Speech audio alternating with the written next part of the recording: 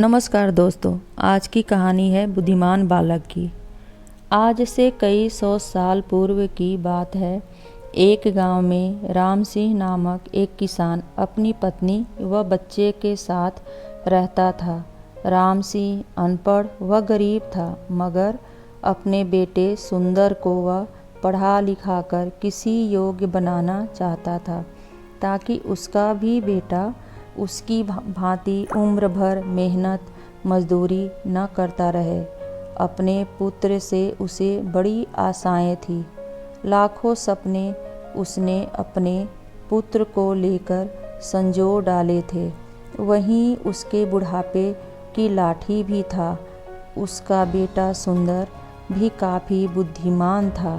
वह गांव के पंडित कस्तूरी लाल के पास जाकर शिक्षा ग्रहण कर रहा था।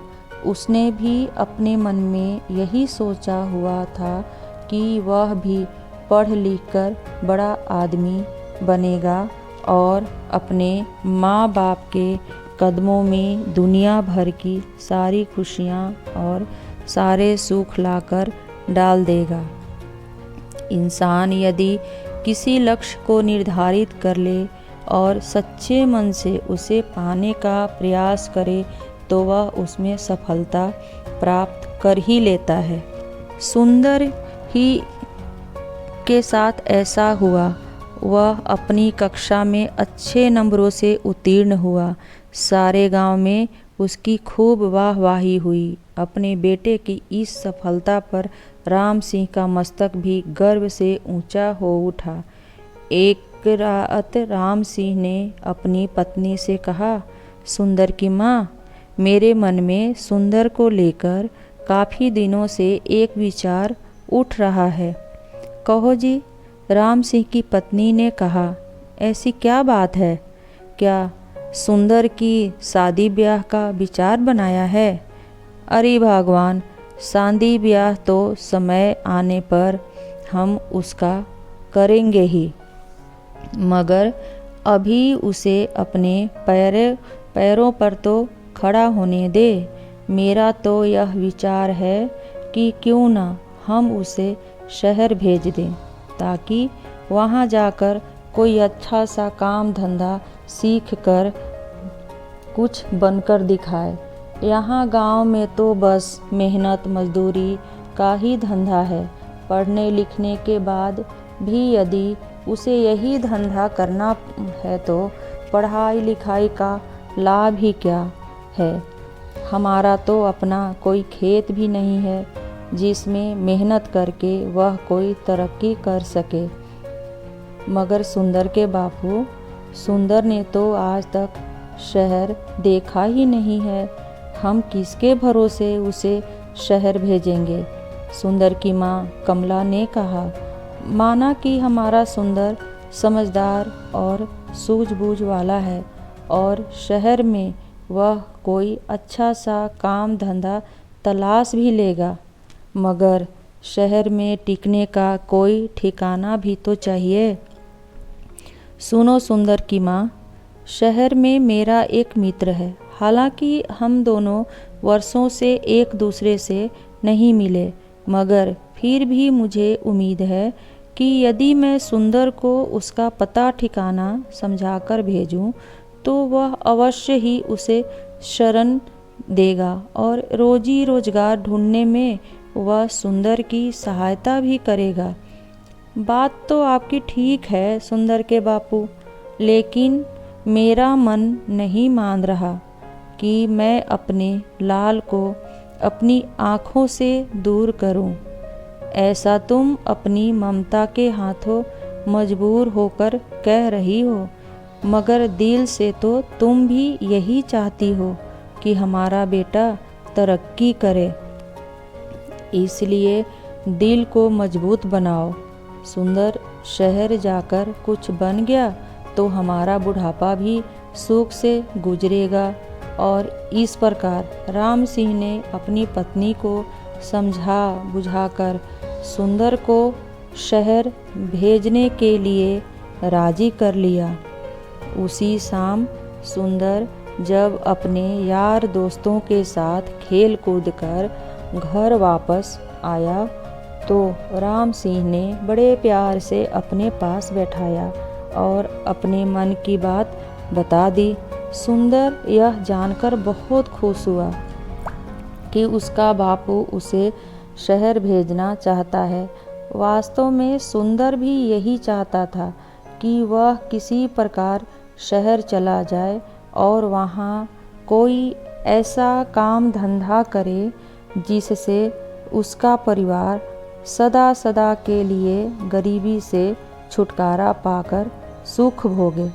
अतः पिता का प्रस्ताव पाकर वह बड़ा खुश हुआ और बोला, पिताजी, चाहता तो मैं भी यही था कि पढ़ लिख कर शहर जाऊं और अच्छी सी नौकरी करके घर की कमाई में आपका हाथ बटाऊं, मगर कहीं आप मुझे शहर भेजने से इनकार न कर दें, यही सोचकर मैंने आपसे अपने मन की बात नहीं कही।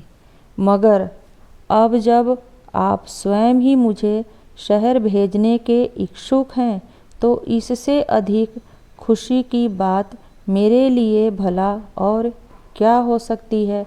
मैं अवश्य ही शहर जाऊंगा। और दूसरे ही दिन राम सिंह ने उसे दीन दुनिया की ऊंच नीच समझाई और अपने मित्र का पता देकर शहर के लिए विदा कर दिया। सुंदर काफ़ी सूझबूझ वाला समझदार युवक था। अपने माता पिता के दुख दर्द को वह भली भांति समझता था।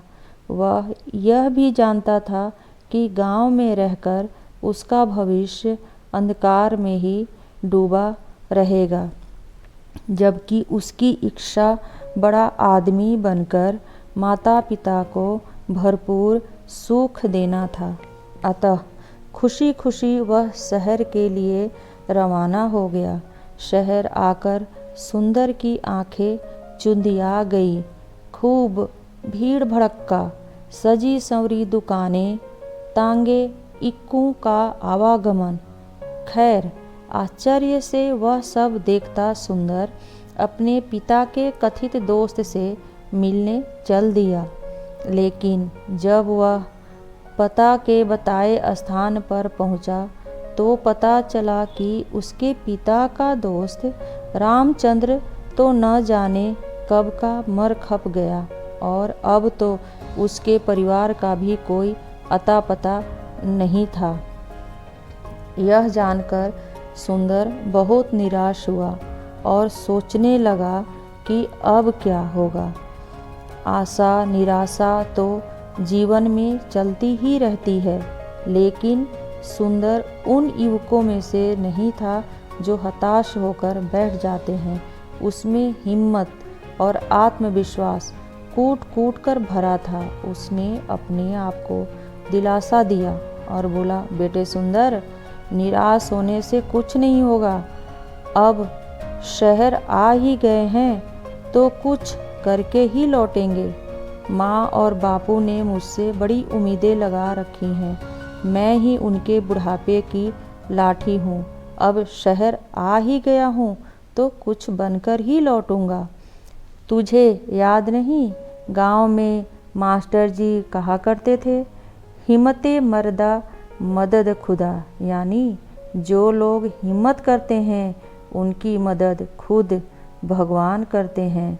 अपने आप को इसी प्रकार हौसला बंधाता हुआ सुंदर पूछता पूछता एक सराय में आकर ठहर गया।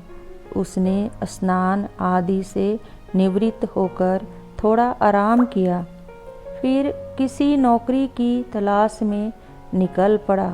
वह जहाँ भी नौकरी मांगने जाता, दुकानदार उसे बातचीत करने के ढंग और उसकी सूझबूझ से प्रभावित तो होता, किंतु कोई जान पहचान न होने के कारण उसे नौकरी नहीं मिल पाती थी। इसी प्रकार कई दिन गुजर गए। सुंदर गांव से अपने साथ जो रुपया पैसा लेकर आया था वह भी लगभग समाप्त होने को था। अब तो सचमुच सुंदर को चिंताओं ने आ घेरा। वह सोचने लगा कि काश शहर में उसकी कोई जानकारी होती तो अवश्य ही उसे कोई नौकरी मिल जाती।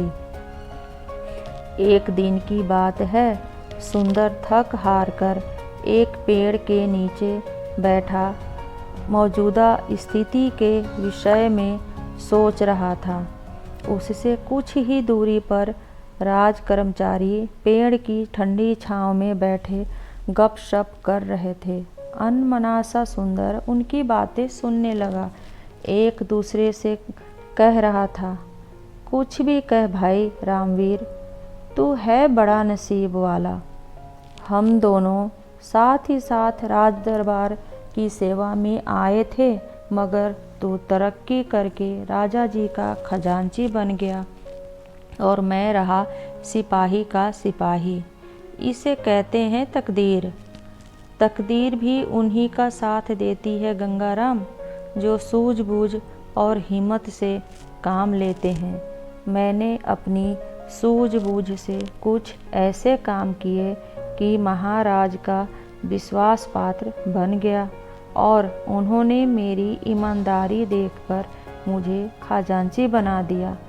नाना भाई, तू जरूर किसी साधु या फकीर से कोई मंतर वंतर पढ़वाकर लाया होगा, जो इतनी जल्दी इतनी तरक्की कर ली, वरना मैं क्यों ना किसी ऊंचे पद पर पहुंच गया।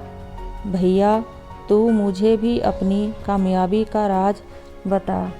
तेरे जैसे लोग इसी चक्कर में रहते हैं कि पकी पकाई मिल जाए और खा लें। अरे भाई मेरे, अगर इंसान में हिम्मत, हौसला, ईमानदारी, साहस और सूझबूझ हो तो वह पहाड़ को खोदकर नदी बहा दे। देख, तू वह मरा हुआ चूहा देख रहा है ना? रामवीर ने सड़क के किनारे पड़े एक मरे हुए चूहे की ओर इशारा किया। हाँ, देख रहा हूँ। आने जाने वाले लोग भी उसे देख रहे हैं और घृणा से थूक कर दूसरी ओर मुंह फेर कर निकल रहे हैं। रामवीर भाई, मैं तुझसे तेरी कामयाबी का रहस्य पूछ रहा था और तू मुझे मरा हुआ चूहा दिखा रहा है। ये क्या बात हुई गंगाराम? मैं तुझे कामयाबी की बात ही बता रहा हूँ। सुन, लोग उस मरे हुए चूहे पर थूक कर जा रहे हैं, मगर कोई सूझबूझ वाला इंसान इस मरे हुए चूहे से भी 4 पैसे कमा लेगा। भैया मेरे, अक्ल का इस्तेमाल करने से ही इंसान कामयाबी हासिल करता है। जंतर मंतर से कुछ नहीं होता। मैं समझ गया भाई रामवीर। निराश सा होकर गंगाराम बोला, तू मुझे अपनी कामयाबी का राज बताना ही नहीं चाहता। खैर, कभी तो मेरे भी दिन बदलेंगे। आ, अब चलते हैं। इस प्रकार वे दोनों राज कर्मचारी उठकर चले गए। वे तो चले गए, मगर खजांची रामवीर की चूहे वाली बात ने सुंदर के दिमाग में खलबली सी मचा दी। उसके दिमाग में रामवीर की कही बात बार बार गूंज रही थी। लोग उस मरे हुए चूहे पर थूक थूक कर जा रहे हैं, मगर कोई सूझबूझ वाला इंसान इस मरे हुए चूहे से भी 4 पैसे कमा लेगा, 4 पैसे कमा लेगा, 4 पैसे कमा लेगा। सुंदर सोचने लगा, खजांची की बात में दम है। जिस देश में मिट्टी भी बिकती हो, वहाँ कोई चीज़ बेचना मुश्किल नहीं, मगर मरे हुए चूहे को खरीदेगा कौन? कैसे कमाएगा कोई इससे 4 पैसे? चूहे को घूरते हुए सुंदर यही सोच रहा था, लेकिन उसकी समझ में नहीं आ रहा था। तभी सड़क पर उसे एक तांगा आता दिखाई दिया। तांगे में एक सेठ बैठा था, जिसने एक बिल्ली को अपनी गोद में दबोचा हुआ था। बिल्ली बार बार उसकी पकड़ से छूटने की कोशिश कर रही थी। अभी घोड़ा गाड़ी सुंदर के आगे से गुजरी ही थी कि बिल्ली सेठ की गोद से कूदी और सड़क के किनारे की झाड़ियों में जा घुसी। अरे अरे तांगे वाले, तांगा रोको, मेरी बिल्ली कूद गई, सेठ चिल्लाया। तांगा रुका और सेठ उतरकर तेजी से झाड़ियों की तरफ लपका। अरे भाई तांगे वाले, देखो मेरी बिल्ली उन झाड़ियों में जा घुसी है, उसे पकड़ने में मेरी मदद करो। सेठ झाड़ियों के पास जाकर बिल्ली को बुलाने लगा। आ आ पुसी, पुसी आओ। इसी बीच तांगे वाला और सुंदर सहित कुछ अन्य लोग भी वहाँ जमा हो गए थे। अरे भाई, मैं किसी खास प्रयोजन से इस बिल्ली को खरीद कर लाया हूँ, कोई इसे बाहर निकालने में सहायता करो। सेठ बेताब होकर एकत्रित हो गए लोगों से गुहार कर रहा था, जबकि झाड़ियों में घुसी बिल्ली पंजे झाड़ झाड़ कर गुर्रा रही थी। देख नहीं रहे हो सेठ जी की बिल्ली किस प्रकार गुर्रा रही है? एक व्यक्ति बोला। हाथ आगे बढ़ाते ही झपट्टा पड़ेगी। यह सब देखकर सुंदर के मस्तिष्क में राजा के खजांची की बात गूंज गई। कोई सूझबूझ वाला इंसान इस मरे चूहे से भी 4 पैसे कमा लेगा। सुंदर के मस्तिष्क में धमाका सा हुआ और सुंदर तुरंत उसके मस्तिष्क में एक युक्ति आ गई। वह सेठ से बोला, सेठ जी, अगर मैं आपकी बिल्ली को काबू कर दूं, तो आप मुझे क्या देंगे? आए? सेठ जी ने तुरंत सुंदर की ओर देखा और बोला, भाई तू मेरी बिल्ली को काबू कर देगा तो मैं तुझे चांदी का एक सिक्का दूंगा। चांदी का सिक्का? सुंदर के मुंह में पानी भर आया। ठीक है, आप यहीं रुकिए, मैं अभी आपकी बिल्ली काबू करके आपको देता हूँ। कहकर सुंदर दौड़ा दौड़ा उसी दिशा में गया जिधर मरा हुआ चूहा पड़ा था। वाह बेटा सुंदर, बन गया काम। उस खजांची ने ठीक ही कहा था कि यदि सूझबूझ से काम लिया जाए तो इस मरे हुए चूहे से भी 4 पैसे कमाए जा सकते हैं। सुंदर ने मन ही मन खुश होते हुए एक रस्सी तलाश की और चूहे की गर्दन में फंदा डाल कर झाड़ियों की ओर चल दिया। हटो हटो, सब पीछे हटो। भीड़ को एक ओर हटाता हुआ सुंदर बोला, बिल्ली अभी बाहर आती है। अरे मरा हुआ चूहा, यह तो वहाँ पड़ा था, किसी ने कहा। दूसरा बोला, भाई वाह, इस लड़के ने तो मौके का फ़ायदा उठाकर एक सिक्का कमा लिया। इसे कहते हैं बुद्धि का करिश्मा। यह लड़का अवश्य ही एक दिन बड़ा आदमी बनेगा। लोग तरह तरह की बातें बनाने लगे। सुंदर झाड़ियों के करीब बैठ गया और रस्सी से बंधे चूहे को बिल्ली के सामने लहराने लगा। मोटे चूहे को देखकर बिल्ली के मुंह में पानी भर आया। एक नज़र उसने मैत्री भाव से सुंदर की ओर देखा, फिर दूम हिलाती हुई धीरे धीरे सुंदर के करीब आने लगी। सभी लोग उत्सुकता से यह तमाशा देख रहे थे और फिर कुछ ही पलों बाद चूहे के लालच में जैसे ही बिल्ली बाहर आई, सुंदर ने उसकी पीठ पर प्यार से हाथ फेरा और उसे गोद में उठा लिया। तो दोस्तों, अगर यह स्टोरी आपको पसंद आई तो इसे लाइक कीजिए, अपने दोस्तों में शेयर कीजिए और सब्सक्राइब कीजिए, कमेंट करें। धन्यवाद दोस्तों।